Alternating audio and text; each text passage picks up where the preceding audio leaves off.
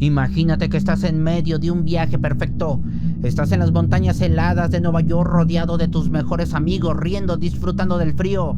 Es la última noche. De pronto te das cuenta de que olvidaste tu teléfono celular en el auto, te pones los esquís y les dices a tus amigos: vuelvo en 10 minutos.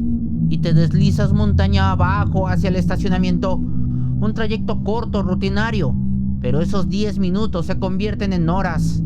Las horas en días, y cuando finalmente apareces, no estás en esa montaña, ni siquiera estás en el mismo estado, estás a 4,000 kilómetros de distancia, en el aeropuerto de California, vistiendo la misma ropa de esquí, pero con un corte de pelo nuevo, un teléfono que no es tuyo y $1,000 en efectivo en el bolsillo. Y lo más aterrador de todo es que no tienes ni la menor idea de cómo llegaste ahí. Esta es la perturbadora realidad de Danny Phillips, un bombero de Toronto de 49 años de edad entrenado para mantener la calma en las peores situaciones, cuya vida cambió para siempre el 7 de febrero del 2018. Cuando Danny no regresó al refugio, la preocupación se convirtió rápidamente en pánico. Su auto estaba ahí, cerrado, intacto, pero él no. En cuestión de horas, la montaña se llenó de más de 100 voluntarios rescatistas de la ciudad, la policía estatal y patrullas fronterizas que ayudaron a la búsqueda. Utilizaron helicópteros con cámaras térmicas, drones de última tecnología y perros de búsqueda entrenados para rastrear el más mínimo olor humano en la nieve. Pero nada, Danny había desaparecido de la nada. Durante 6 días, la montaña se tragó por completo a Danny. No había huellas de botas abandonadas, ni rastros de sangre, ni señales de un ataque animal. Era como si se hubiera disuelto en el aire helado. La esperanza de su familia se estaba congelando. Hasta que, al 6º día, el teléfono de su esposa sonó. Al contestar, la voz al otro lado de la línea la dejó helada. Era Danny. Estaba vivo, pero su voz sonaba distante, confundida. No llamaba desde Nueva York, ni desde un hospital cercano. Estaba llamando desde el aeropuerto de Sacramento, en California, en el otro extremo del país. Cuando las autoridades locales lo encontraron en la terminal, la escena era digna de una película de terror psicológico. Danny todavía llevaba puestos sus pantalones de esquí y sus botas. Estaba físicamente intacto, pero algo estaba profundamente mal y todos lo notaban. Alguien le había cortado el cabello de manera limpia durante esos 6 días. Llevaba consigo un iPhone completamente nuevo que nunca antes había visto, tarjetas de crédito a su nombre y $1,000 en efectivo. Al interrogarlo, los detectives se encontraron con un muro de niebla. Danny les dijo que recordaba haber comenzado a bajar la montaña y que, en algún punto, debió haberse golpeado su cabeza. Explicó que se sintió terriblemente desorientado y que, en su confusión, cree haberle hecho una señal a un camión de carga en la carretera. Sugirió que ese camionero lo llevó durante días a través de todo el continente hasta California, y que pasó casi todo el viaje durmiendo debido a un dolor de cabeza insoportable. Pero aquí es donde la historia se vuelve verdaderamente incómoda y donde las piezas simplemente se niegan a encajar. ¿Cómo es posible que un camionero cruce todo Estados Unidos con un hombre en perfecto estado de salud, vestido de esquí y que solo quiere dormir? ¿En qué momento Danny se detuvo a cortarse el cabello si estaba atrapado en una amnesia severa? ¿Quién le compró ese iPhone nuevo? ¿Y de dónde salieron los $1,000 en efectivo si sus cuentas bancarias no registraban movimientos extraños? Los médicos confirmaron que Danny presentaba signos de un traumatismo craneoencefálico, lo que explicaba su desorientación. Pero el vacío de esos 6 días sigue siendo un absoluto secreto. Hay quienes, en los rincones más oscuros de internet, aseguran que Danny planeó su propia desaparición, una teoría que la policía y su familia descartaron por completo al conocer su impecable historial como bombero y padre de familia. La pregunta sigue flotando en el aire, ya sin respuestas. ¿Quién o qué se llevó a Danny Phillips durante esos 6 días en la nieve? ¿Y qué pasó realmente en ese trayecto hacia el estacionamiento que lo terminó arrojando al otro lado del mundo con un iPhone, con diferente corte de pelo y con una desorientación que no podía explicar. Este es uno de los misterios más grandes en la historia de los Estados Unidos que todavía no se ha resuelto. El Gran Cañón es uno de los lugares más imponentes del planeta, pero también uno de los más implacables. Quienes trabajan ahí conocen los riesgos, respetan la naturaleza y saben exactamente qué hacer en caso de una emergencia.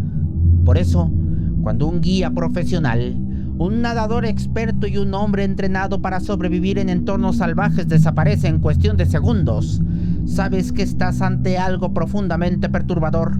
Esta es la historia de Morgan Elias, un joven de 22 años que el 2 de junio del 2015 desafió la lógica y se desvaneció en el aire, dejando tras de sí un misterio que hasta el día de hoy sigue atormentando a los investigadores. Morgan no era un turista descuidado, era un estudiante de inglés de la universidad, pero su verdadera pasión era el salvaje oeste.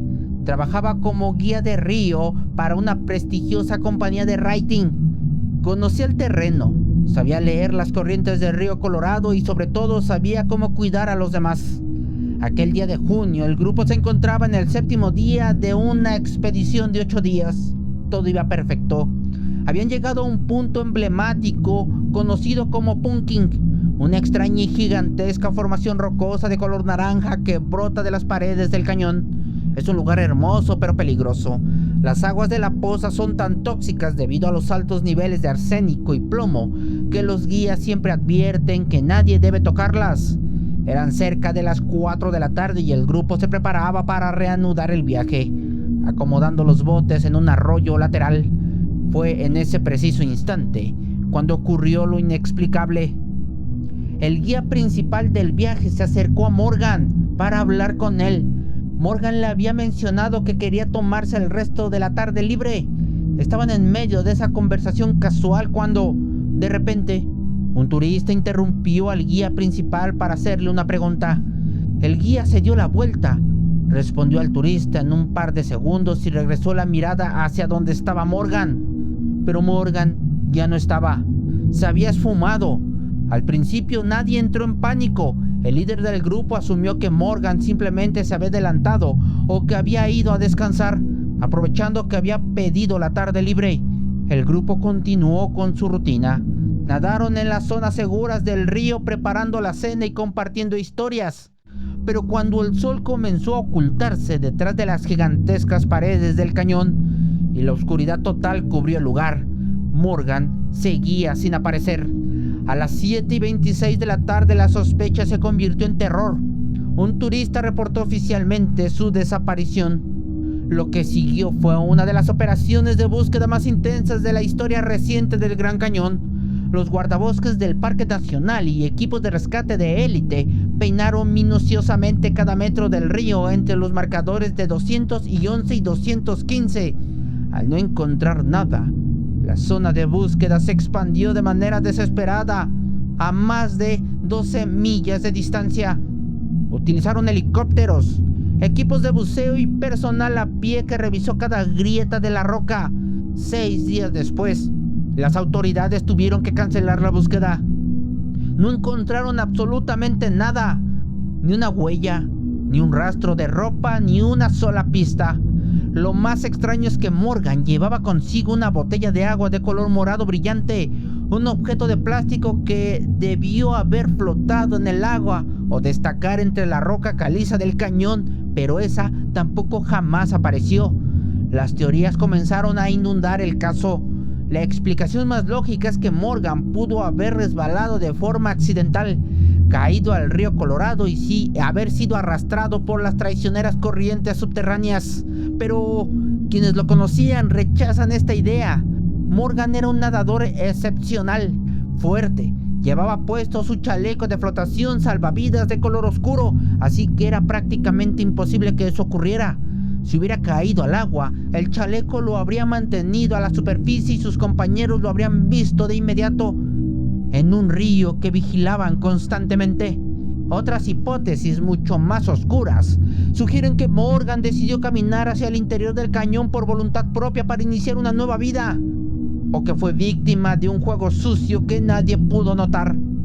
Al día de hoy, El Servicio de Parques Nacionales mantiene abierto el caso bajo el registro MP 29029, buscando a un hombre que vestía una camisa azul de manga larga, pantalones cortos de colores brillantes y una gorra granate.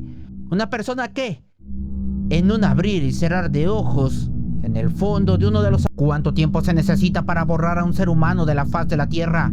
Podrías pensar en horas, en días o en una planificación meticulosa, pero la realidad es mucho más escalofriante. A veces solo bastan 900 segundos, 15 minutos. Ese fue el brevísimo pestañeo en el que el Bosque Nacional Piquet en Colorado se tragó por completo a un hombre de 84 años, que apenas podía caminar por sí mismo. Esta es la desconcertante desaparición del reverendo Mauricio Damis, un misterio que desde el 28 de abril de 1981 desafía cualquier explicación lógica y mantiene a los investigadores en un absoluto callejón sin salida. El reverendo Damis, conocido cariñosamente por sus amigos como el Doc, era un hombre de mente brillante y fe inquebrantable en Dios. Tenía maestrías en filosofía y teología. Había sido editor de revistas y el presidente de la Junta de Denver de la Biblia. Sin embargo, a sus 84 años, su cuerpo ya no acompañaba su intelecto. El Doc sufría de una artritis severa y de un trastorno en la sangre que lo había dejado muy debilitado, por lo que dependía de la ayuda de los demás para realizar casi cualquier actividad física. A pesar de sus limitaciones, se negaba a abandonar su gran pasión, la recolección de gemas y minerales. El día de su desaparición, su gran amigo David McSherry pasó por él para llevarlo a pasar una tarde tranquila buscando piedras en las montañas, un viaje que realizaban con frecuencia. El destino elegido fue una zona cercana de Topaz Point en Delvis Head, un lugar famoso entre los entusiastas de la geología. Cuando llegaron a la ruta forestal cerca de Rame Lake, David ayudó con paciencia al reverendo a bajarse del vehículo y trasladarlo hasta un foso de arena que parecía prometedor. David se aseguró de que este anciano reverendo estuviera completamente cómodo. Le colocó sus herramientas en las manos, acomodó los baldes para las piedras y tras verificar que todo estuviera en orden, caminó hacia su propio punto de excavación, ubicado a escasos 45 metros de distancia. Durante las siguientes 2 horas el bosque estuvo en calma. David podría escuchar el sonido lejano de las herramientas y sabía que su amigo estaba bien. Alrededor de las 3 de la tarde el cielo comenzó a cambiar y David, decidido que era momento de empacar, caminó hacia el foso de arena y le avisó al Doc que empezara a juntar sus cosas, tras lo cual regresó rápidamente a su puesto para recoger su propio equipo.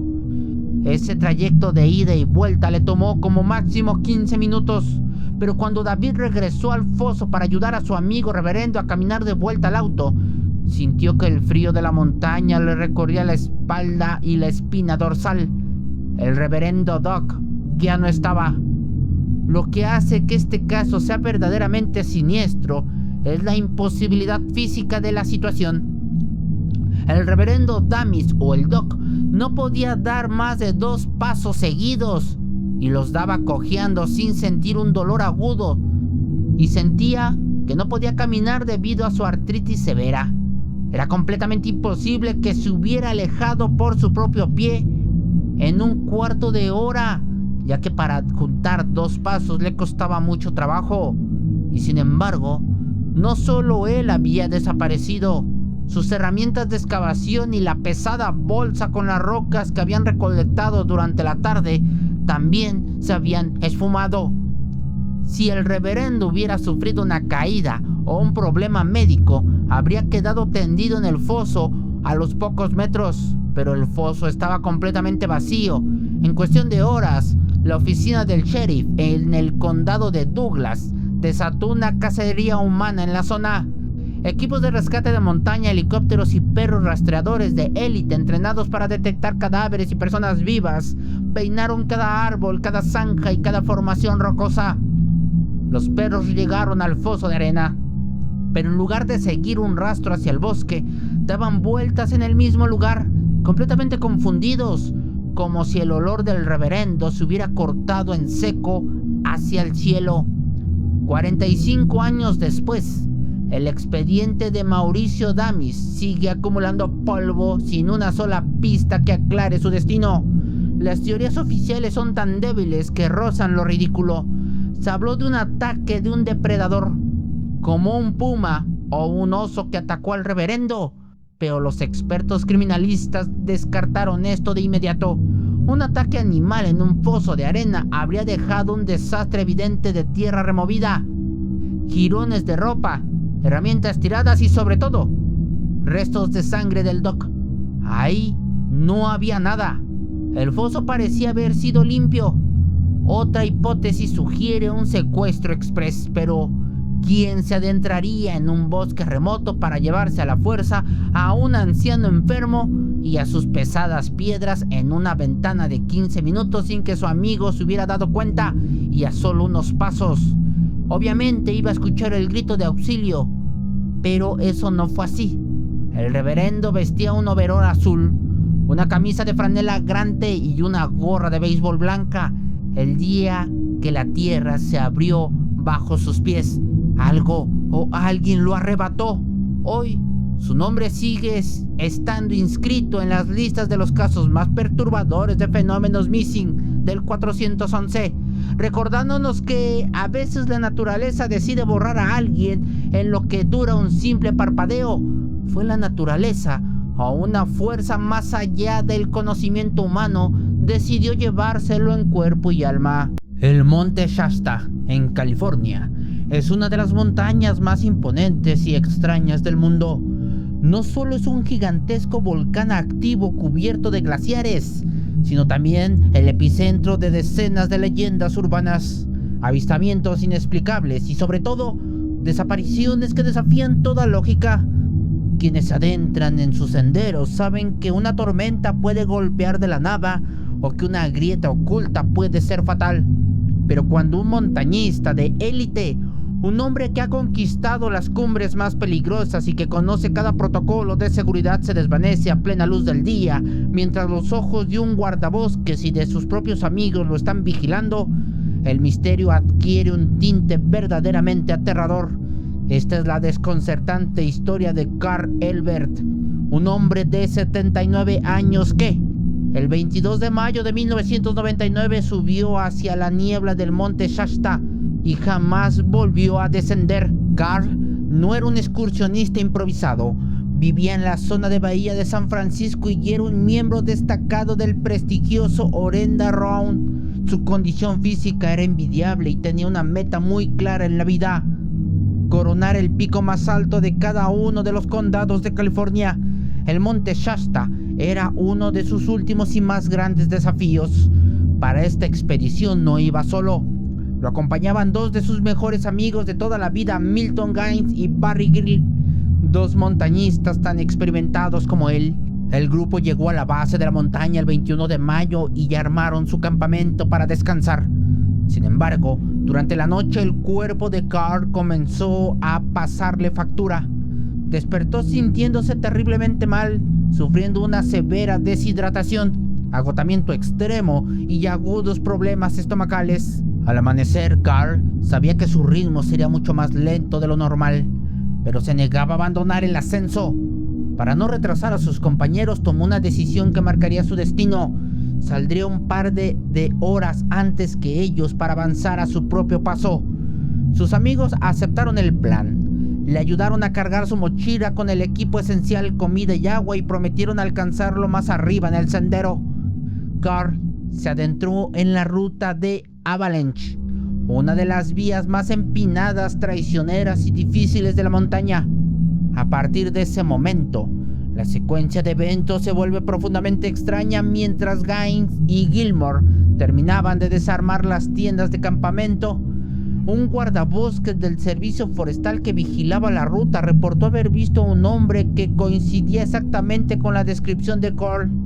Lo observó a través de sus binoculares, avanzando a paso lento pero firme por uno de los senderos más verticales. Poco después, sus propios amigos, que ya habían comenzado el ascenso, miraron hacia arriba y juraron ver la silueta de Karl. recortada contra la inmensidad de la nieve, ganando altura de manera constante. Lo tenían a la vista, sabían exactamente hacia dónde se dirigía. El punto de encuentro pactado era Lake Helen, una zona de descanso obligatoria para todos los escaladores que buscaban la cumbre. Gain y Gilmore apretaron el paso y finalmente llegaron a Lake Helen, seguros de que encontrarían a su amigo descansando o esperándolos ahí. Pero cuando llegaron, el lugar estaba desierto. Carl no estaba ahí. Preocupados comenzaron a interrogar a otros montañistas y grupos de escaladores que se encontraban en la zona o que venían bajando de la cumbre. La respuesta de todos fue idéntica y heladora. Nadie se había cruzado con un hombre solitario en todo el trayecto. ¿Cómo era posible si Carl iba delante de sus amigos en un sendero lineal flanqueado por paredes de roca y nieve? Y si el guardabosques lo había visto subir en esa dirección exacta, ¿a dónde pudo haber ido Carl?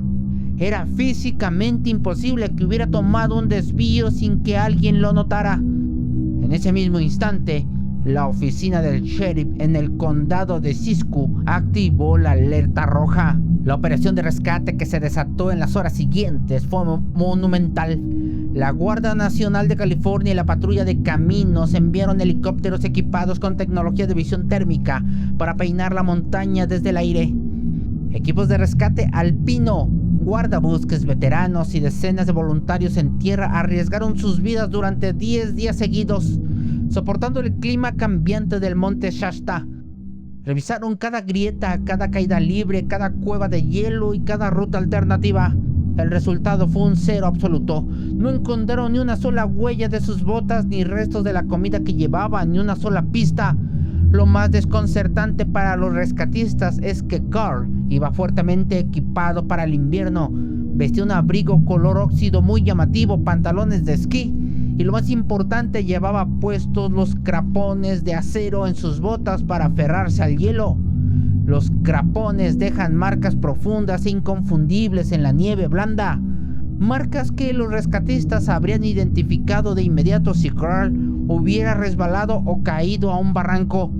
Pero las huellas de Carl simplemente desaparecieron a mitad del ascenso, como si se hubieran cortado hacia el cielo. Al día de hoy, casi 3 décadas después, el caso de Carl sigue abierto bajo el número de registro oficial de la policía de Siskiyou, recordándonos que el monte Shasta guarda secretos que la ciencia y la lógica no pueden descifrar. Las teorías oficiales hablan de que pudo haber caído en una rimaya, una de esas grietas invisibles que se forman donde el glaciar se separa de la roca, quedando sepultado bajo toneladas de hielo eterno. Sin embargo, quienes estuvieron ahí insisten en que el día era claro y que sus amigos venían vigilando el terreno justo detrás de él. El misterio sigue flotando entre las cumbres congeladas. ¿Qué fue lo que vio Carl Lake en la inmensidad de la montaña que lo hizo apartarse del camino? ¿Y cómo logró desvanecerse sin dejar un solo rastro en la nieve a la vista de todo el mundo? Hay un momento exacto en que la aventura emocionante se transforma en tu peor pesadilla. Una delgada línea que cruzamos sin darnos cuenta, donde el sol del verano y los paisajes imponentes se vuelven el escenario de un misterio que nadie puede descifrar. Esta es la historia de Samantha Sears, conocida por todos como Sam, una joven de 27 años llena de vida y energía, que el 1 de agosto del año 2018 decidió subir a la imponente cumbre de West Peak en el estado de Washington. Lo que debía ser un día de caminata bajo el sol terminó convirtiéndose en uno de los rompecabezas más asfixiantes y perturbadores para los equipos de rescate de los Estados Unidos. Un caso donde los testigos juran haberla visto en la cima, pero donde la tecnología y la lógica simplemente se rompieron en 1000 pedazos. Sam no era una desconocida para el peligro. De hecho, su vida misma estaba marcada por decisiones firmes. Desde la preparatoria había sido diagnosticada con alopecia androgenética y, aunque al principio intentó ocultarlo con pelucas, un día se cansó de la incomodidad y decidió raparse por completo. Para abrazar su nueva identidad, se tatuó una constelación de estrellas en la lateral de su cabeza, convirtiéndose en un rasgo más distintivo y en el símbolo de su espíritu libre. Le encantaba la naturaleza, el senderismo y, en especial, Vesperk, una montaña que ya había sido conquistada en varias ocasiones. Aquella mañana de agosto, al no encontrar a nadie en Facebook que pudiera acompañarla, decidió ir sola. Total, ya conocía el camino. Dejó su departamento a las 8 de la mañana. Intercambió un último mensaje de texto de WhatsApp con su novio Kevin, quien le pidió que se cuidara, y a las 10:15 firmó el libro de registros de excursionistas en la entrada del sendero. A partir de ahí, comenzó su ascenso hacia lo desconocido. El día era sofocante. Las temperaturas eran veraniegas, eran muy altas y el ambiente estaba cubierto por una densa neblina provocada por los incendios forestales de la zona. Debido al calor extremo, varios excursionistas recordaron haberse cruzado con Sam en el sendero. Se había quitado la camisa para refrescarse y subía a paso firme. Alrededor de las 2:30 de la tarde, al menos 3 testigos diferentes interactuaron con ella en la misma cumbre. Sam estaba sentada sobre las rocas, disfrutando de la vista panorámica y comiendo tranquilamente un sándwich. Todo parecía normal. Estaba en la cima del mundo. Sin embargo, cuando el reloj marcó las 6 de la tarde y Sam no regresó a casa, el silencio en su teléfono celular encendió las alarmas. Su novio Kevin manejó desesperado hacia el estacionamiento del sendero y al llegar a la mitad de la noche sintió un vuelco en el estómago. El auto de Sam seguía estacionado exactamente donde ella lo había dejado. Kevin se adentró en la boca del lobo, caminando por el sendero a oscuras con una linterna hasta que un tropiezo rompió su lámpara y lo obligó a regresar para llamar a la policía. La oficina del sheriff en el condado de Shawnee desplegó de inmediato una búsqueda monumental. Decenas de rescatistas profesionales, helicópteros y voluntarios peñaron la montaña palmo a palmo. Buscaron en los acantilados, en las zonas de desprendimiento y en los espesos bosques de la base. Pero al tercer día de búsqueda ocurrió el evento más perturbador y enigmático de todo el caso. Los equipos tecnológicos de rescate detectaron una señal activa de un teléfono celular. Era el teléfono celular de Sam. Lo escalofriante es que la señal no provenía de un barranco profundo o de una zona apartada donde hubiera podido caer. La señal emanaba con total claridad desde una zona muy cercana a la cumbre, el mismo lugar donde había sido vista comiendo sándwich hace 3 días. Los rescatistas subieron de inmediato al punto exacto de la coordenada, esperando encontrar su mochila, su cuerpo o alguna pista de su paradero. Pero cuando llegaron no encontraron absolutamente nada. La piedra estaba desnuda, el teléfono no estaba ahí, no había huellas de lucha, ni de ropa, ni rastro de sus bastones, ni nada de ella. La señal simplemente se encendió en la cima como un faro fantasma en mitad de la nada y luego se apagó para siempre. ¿Cómo es posible que un teléfono celular emita una señal desde la cumbre que ya había sido revisada, sin que el aparato o su dueña estuvieran físicamente ahí? Las teorías oficiales debaten entre lo trágico y lo siniestro. Algunos sugieren que Sam pudo haber sufrido un accidente en una de las laderas ocultas de la montaña y que el rebote de la señal en las paredes de la roca engañó a las antenas repetidoras. Sin embargo, los expertos en telecomunicaciones dudan de que la precisión de la coordenada fuera un simple error. Otras hipótesis apuntan a algo mucho más oscuro, que alguien tomó el teléfono de Sam, lo encendió en la cumbre para desviar la atención de los rescatistas y luego se la llevó lejos de la montaña.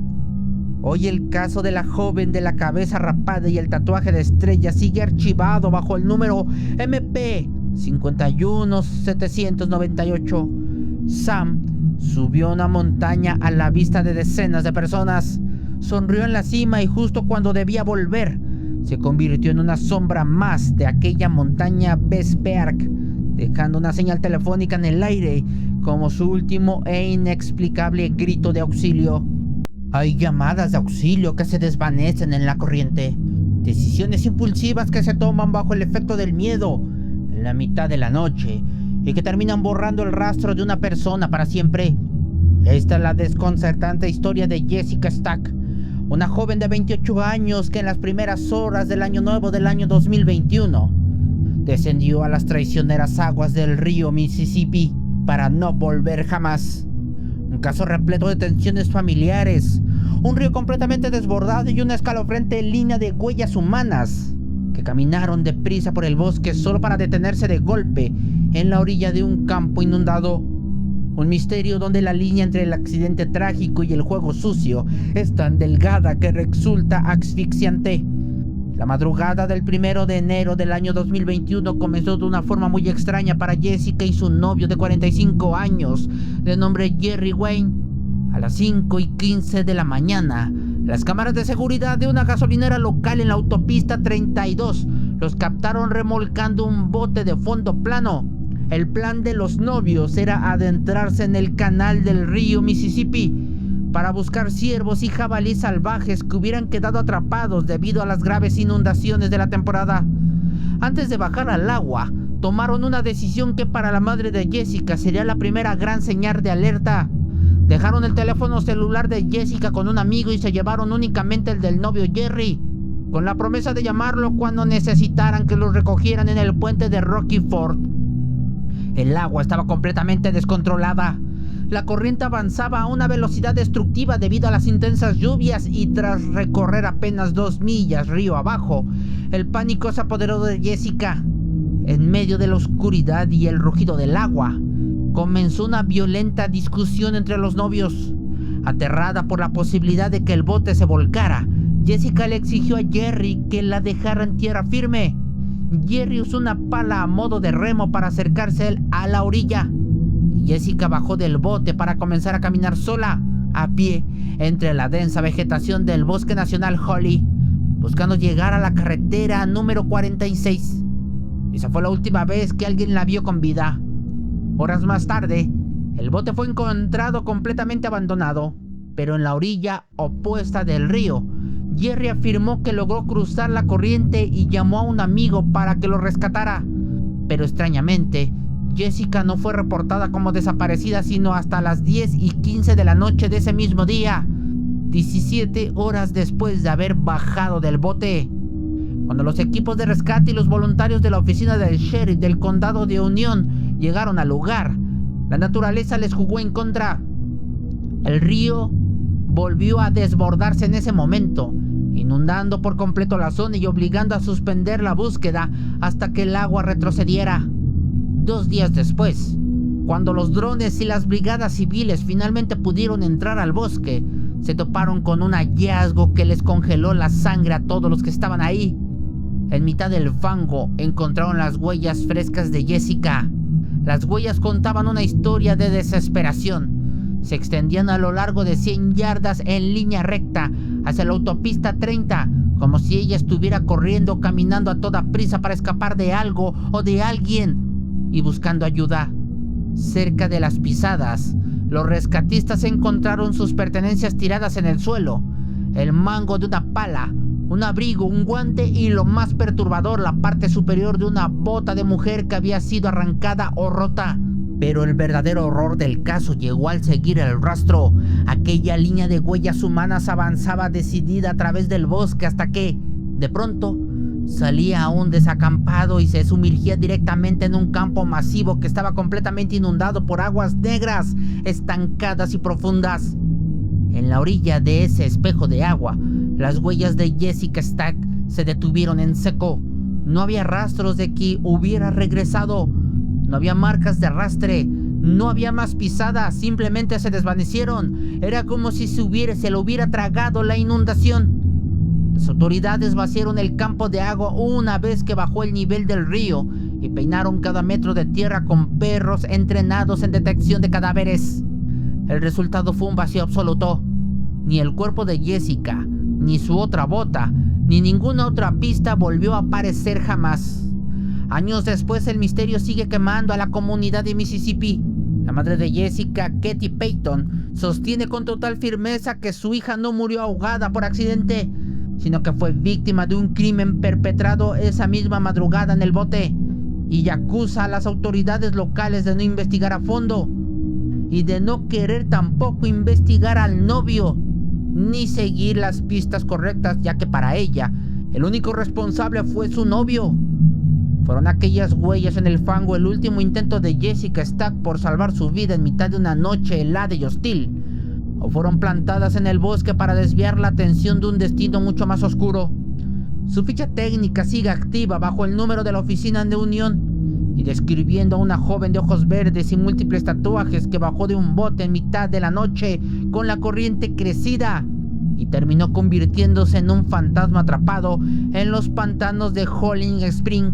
Estas son las consecuencias que vive una joven, como muchas otras, que eligen mal a sus parejas sentimentales.